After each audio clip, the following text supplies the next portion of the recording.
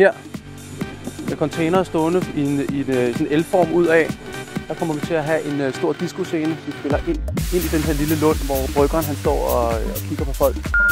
Under det her halvtag, der kommer til at være techno, som er en af de genrer, der altid har været repræsenteret til Raw.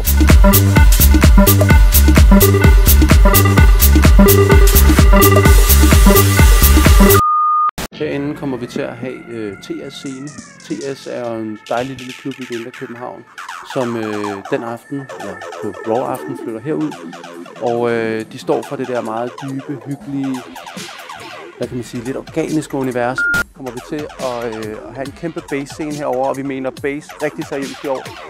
Vi har hyret hele Valve Sound System fra London, som for første gang er uden for UK, og så begynder opsætningen ellers af det største bassunivers, København nogensinde.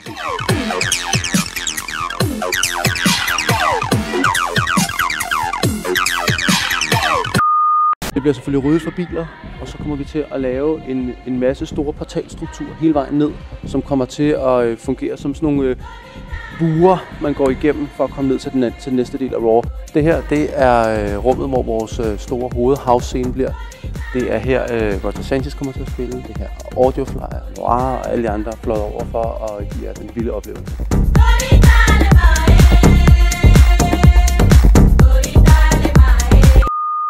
Så til venstre, der kommer det store indgangsparti til at være. Der kommer alle folk ind, og på pladsen her, der starter hele Raw med barbecue, downbeat og gode vibes.